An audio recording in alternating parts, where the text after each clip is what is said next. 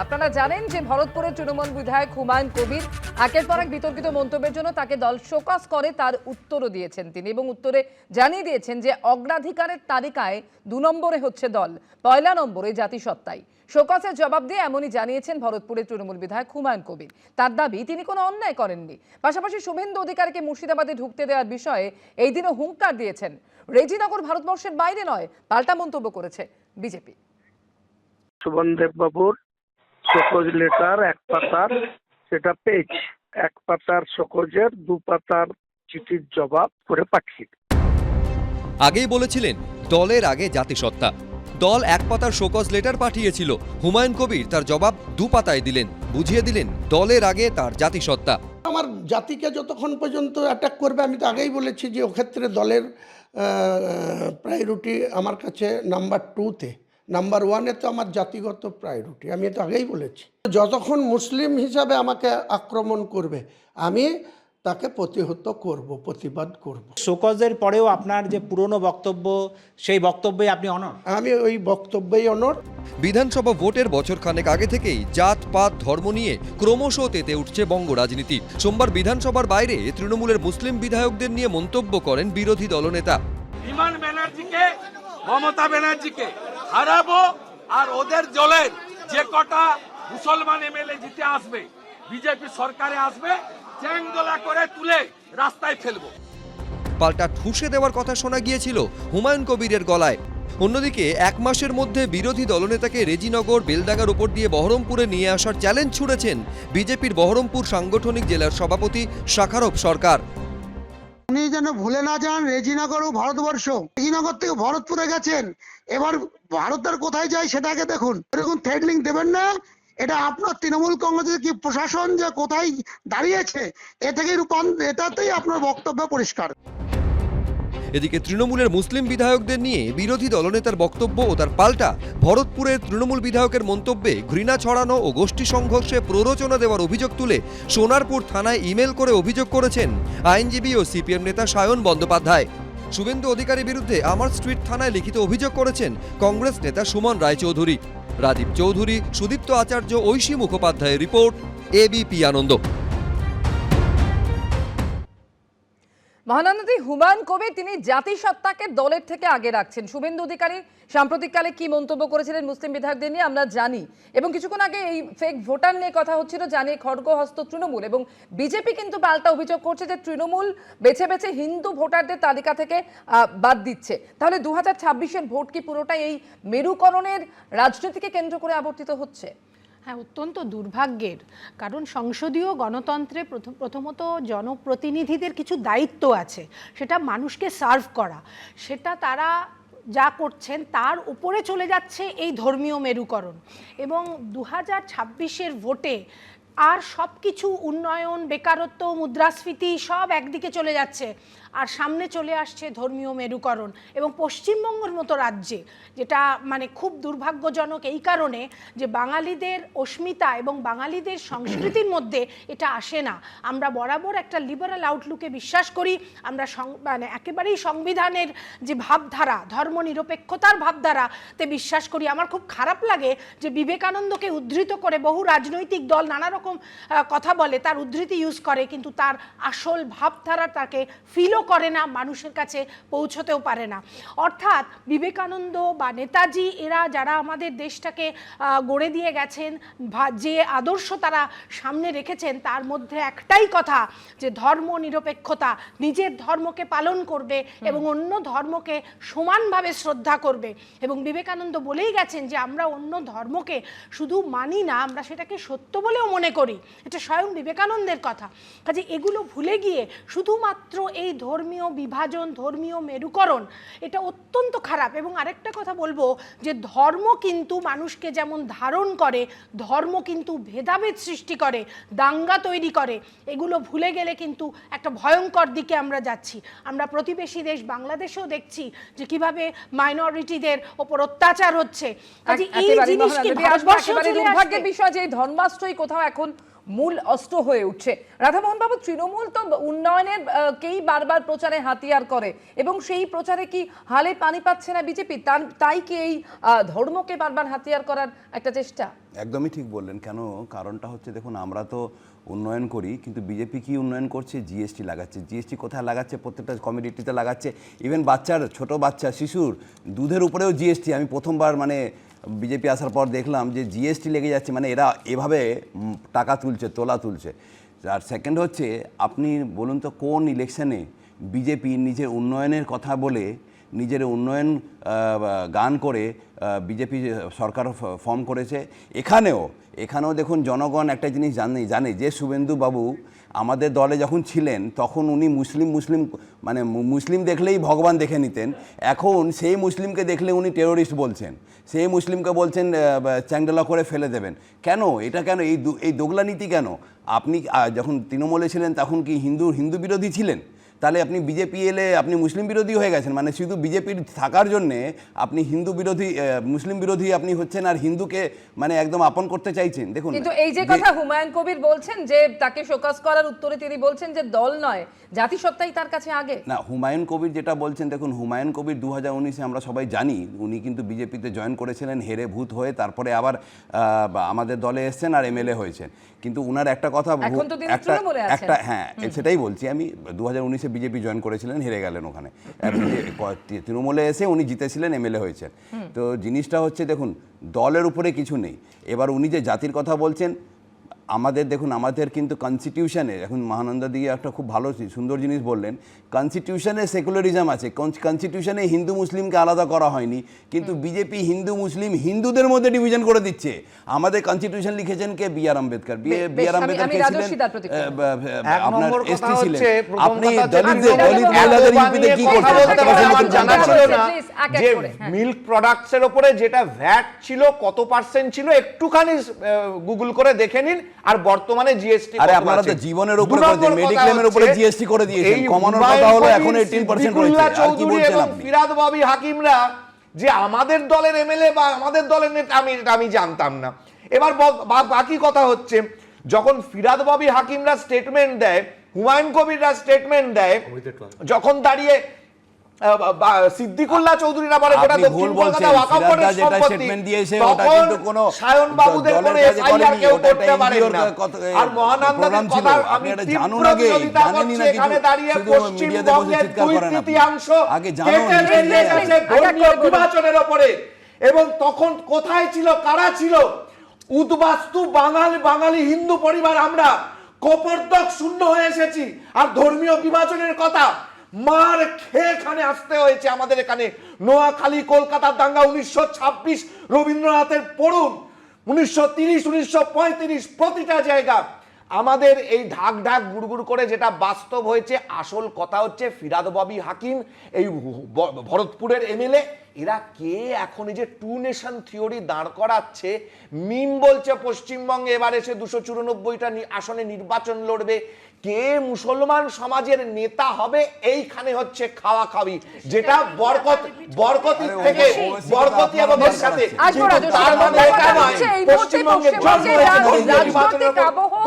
ঘুরে ফিরে সেই ধর্ম কিন্তু একেবারে অগ্রাধিকার পাচ্ছে। সুব্রত, তাই বিজেপি এবং তৃণমূলের যে লড়াই, সেখানে ধর্মীয় মেরুকরণ ক্রমেই জোরালো হচ্ছে। বছর ঘুরলেই তো বিধানসভা নির্বাচন, উন্নয়নের কথা দূরে সরিয়ে এখন শুধুই বিজেপি এবং তৃণমূলের মুখে ধর্ম কথা। দেখুন, লোকসভা ভোটের সময় এই হুমায়ুন কবির যে মন্তব্য করেছিল একটা নির্দিষ্ট জাতিকে কেটে গঙ্গায় ভাসিয়ে দেওয়া হবে, তখন তৃণমূল কংগ্রেস ওকে শোকজ করতে পারেনি। কারণ তখন ওর সিট জেতার ব্যাপার ছিল, তখন মালদায় জেতার ব্যাপার ছিল, তখন অধীরবাবুকে হারানোর ব্যাপার ছিল, তাই বলেনি। আর ওই তৃণমূল কংগ্রেসের শোকজ তো ধনে পাতার ক্যাশ মেমো, ওটার কোনো মানেই নেই। এখন প্রশ্ন হচ্ছে যে দেখুন, আর 2 দিন বাদে রাজ্যের মুখ্যমন্ত্রী ফুরফুরায় চলে যাবে। দুই পক্ষ থেকে যুযমান দুই ধর্মকে সামনে রেখে ভোট করবার চেষ্টা করা হচ্ছে। দেখুন, একদিন আপনারা আলোচনা করতে পারেন ভারত বিভাজন এবং সেই বিভাজনে কার কী ভূমিকা ছিল, সেটা আলোচনা করা যাবে, অসুবিধার কিচ্ছু নেই। দ্বিতীয় কথা হচ্ছে যে মূল এজেন্ডাকে সরিয়ে ফেক এজেন্ডাকে সামনে আনার এই যে প্রতিযোগিতামূলক সাম্প্রদায়িকতার রাজনীতি আমাদের দেশের শাসক এবং আমাদের রাজ্যের শাসকের পক্ষ থেকে করা হচ্ছে, এটা আসলে সচেতনভাবেই করা হচ্ছে।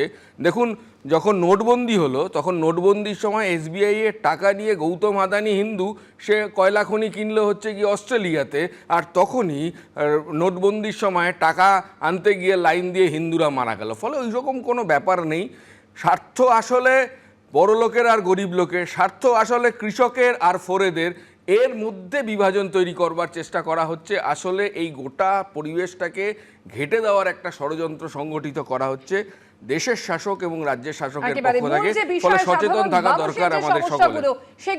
সেগুলো নিয়ে কোথায় আলোচনা চলছে? শুধুই আমরা দেখতে পাচ্ছি এই একের পর এক বিষয় নিয়ে আক্রমণ এবং পাল্টা আক্রমণ কিন্তু লেগেই রয়েছে। আর 26-এর এই নির্বাচন, যেখানে হিন্দু ভোট এককাট্টা করতে মরিয়া হয়েছে বিজেপি।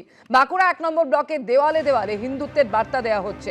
দেওয়াল লিখনে হিন্দুত্ব নিয়ে তৃণমূলকে আক্রমণ। বিজেপির অভিযোগ ধর্ম নিয়ে তৃণমূলের তোষণ, আর সেই নীতির প্রতিবাদে এই প্রচার করা হচ্ছে।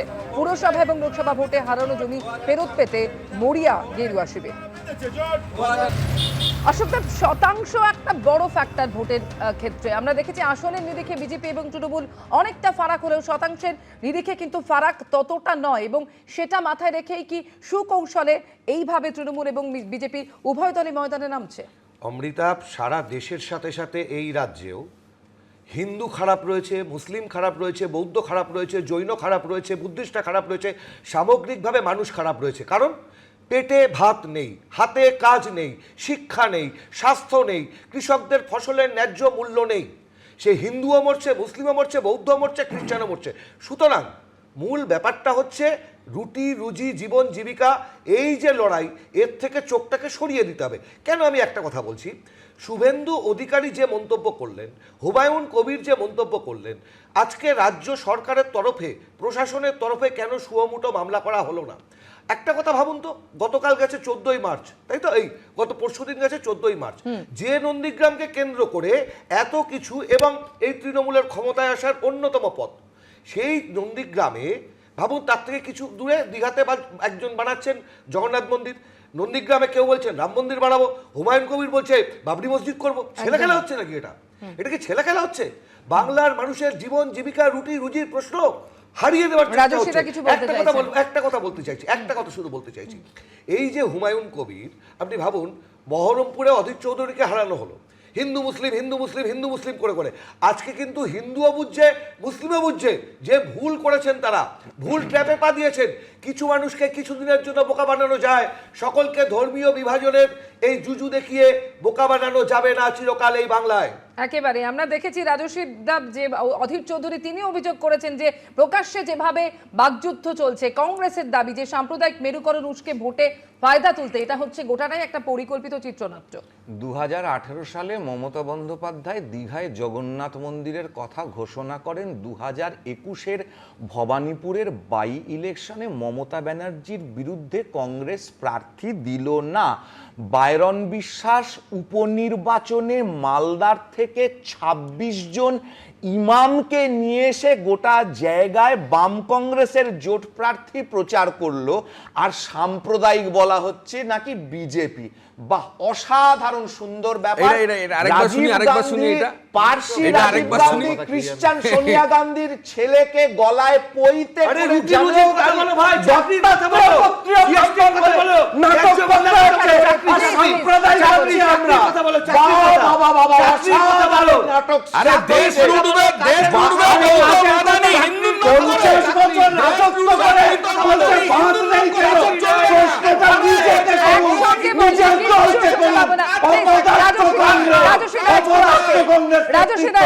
একটু আস্তে বলুন রাধামোহন বাবু। আমি একটা জিনিস বলতে চাই, আমি রাজশ্রীকে বলি বা বাকি যারা আছেন ওনাদেরকে বলি, দেখুন বাংলাতে একটাই দল আছে যেটা উন্নয়ন করছে, সেটা হচ্ছে তৃণমূল। আর তাই জন্য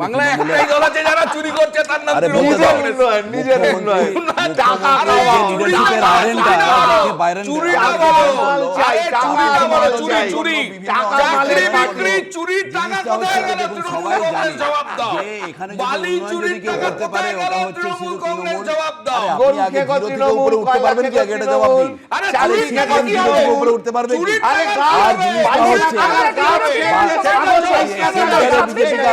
নির্বাচনের আগে এই বারবারই কি হাতিয়ার হতে চলেছে হিন্দুত্ব, সেই প্রশ্নটা একের পর এক ঘোষণা, যেখানে রাম মন্দির তৈরির ঘোষণা থেকে শুরু করে বিজেপির দেয়াল লেখন, এই সমস্ত কিছুর মধ্যে দিয়ে এই প্রশ্নটাই বেশি করে সামনে আসছে। শুভেন্দু অধিকারীর বারবার হিন্দুদের পাশে দাঁড়ানোর বার্তা দেওয়া থেকে শুরু করে বিজেপির দেওয়াল লিখন, নন্দীগ্রামে রাম মন্দির তৈরি থেকে রামনবমীতে 1 কোটি হিন্দুকে রাস্তায় নামার আহ্বান, সবেতেই স্পষ্ট হিন্দুত্বের বার্তা। যদিও এই বিষয়টিকে গুরুত্ব দিতে নারাজ তৃণমূল।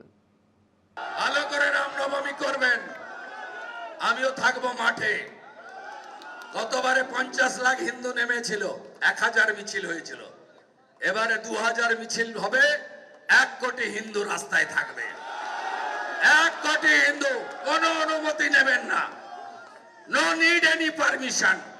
হিন্দু তার তোহার মানাবে, আপনি অন্যদের সামলান, বাকিটা আমরা বুঝে নেব।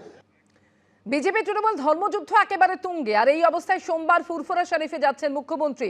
পীরজাদাদের সঙ্গে বৈঠক এর সম্ভাবনা রয়েছে এবং আগেই ফুরফুরা শরীফ নিয়ে উন্নয়ন পর্ষদ গঠন করে রাজ্য সরকার। ফুরফুরা শরীফের উন্নয়ন নিয়ে আলোচনার সম্ভাবনা রয়েছে। সময় সংক্ষিপ্ত, মহানন্দাদির কাছে আসবো। মহানন্দাদি, শুভেন্দু অধিকারী রামনবমীতে 1 কোটি মানুষের হিন্দুদের পথে নামার ডাক থেকে শুরু করে রাম মন্দিরের শিলান্যাসের দিনক্ষণ ঘোষণা, আমরা কিছুদিন আগে দেখেছি নওশাদ সিদ্দিকী মমতা বন্দ্যোপাধ্যায়ের সঙ্গে গিয়ে বৈঠক করেছেন এবং এই অবস্থায় সোমবার ফুরফুরা শরীফে যাচ্ছেন মুখ্যমন্ত্রী। মানে ঘুরে ফিরে কোথাও সবাই কি তাহলে সেই ধর্মীয় তাস খেলছে, আর সেটাই এই মুহূর্তে রাজ্য রাজনীতিতে সব থেকে প্রকট। শোনো, স্বাধীনতার এত বছর পরেও শিক্ষা স্বাস্থ্যে 2.6%-এর ওপরে বিনিয়োগ হচ্ছে না জিডিপির, এবং এত সমস্যা ভারতবর্ষে এখনো পর্যন্ত। বিশ্বের সবথেকে দূষিত 20টা শহরের মধ্যে 12টা ভারতে। 50% মহিলা অ্যানিমিয়াতে ভুগছে, মিড ডে মিলের টাকা হচ্ছে না বলে শিশুরা অপুষ্ট থেকে যাচ্ছে। এসব নিয়ে আলোচনা হচ্ছে না। আলোচনা কি, যে হিন্দুত্ব এবং মাইনরিটিদের ভোট, এই সব নিয়ে আলোচনা হচ্ছে। এর থেকে দুর্ভাগ্যজনক হয় না। এবং আমি আবারও বলবো, রামনবমী এগুলো বাঙালি সংস্কৃতি নয়। মাইনরিটি বলেন কেন? এটা বাঙালি সংস্কৃতি। তাহলে ইসলামের মধ্যে অসুবিধাটা কোথায়? আমি একটা জিনিস বলি, যে এটা বাঙালি সংস্কৃতি নয়। টাকা তো দেয়নি যে দল। আমি বলি শুভেন্দু অধিকারী এখানে ভয় পেয়েছে। কেন ভয় পেয়েছে? 2024-এ যখন বিজেপি সিট কমে গেল, ওনাকে বলতে হলো যে আমার দল জেতার জন্য ট্রেড নেয়, আর হেরে গেলে আমাকে ডিসাইড করে। শুভেন্দু অধিকারী বলেছিল। এখন শুভেন্দু অধিকারী ভয় পেয়েছে যে ওনাকে বিজেপিতে রাজনীতি লাগবে না, তাই জন্য এখন হিন্দু রাজনীতি তিনি করছেন। আপনারা ভাই প্রত্যেকে সমান প্রত্যেকে ধর্ম পালন করবে। কেন সেই অ্যাকশনে বলা হচ্ছে না? যে নন্দীগ্রামকে কেন্দ্র করে ক্ষমতায় আসলো, যে নন্দীগ্রামে শুভেন্দু জিতলো, যে নন্দীগ্রাম তৃণমূলকে ক্ষমতায় এনেছে, আজকে এতগুলো বছর পরও সেই নন্দীগ্রামে একটা খাদ্য প্রক্রিয়াকরণ হাব হলো না, একটা বিশ্ববিদ্যালয় হলো না, একটা শিল্প হলো না। নন্দীগ্রামের মানুষের পেট ভাত রুটি রুজির প্রশ্নে কেউ আসলো না। আপনারাই তো তখন তৃণমূল কংগ্রেসের সঙ্গে ছিলেন, কেমিক্যাল হাব থেকে আরম্ভ করে প্রত্যেকটা জায়গার বিরোধিতা করে। আজকে কেন নেই? এটা আপনারাও করেছিলেন বাবা। আজকে তো পাল্টে গেলে হবে না অশোকদা। আজকে কংগ্রেস পাল্টে হতে পারবে। আমাদের সময় একদম শেষ। আমি প্রত্যেককে থামাবো।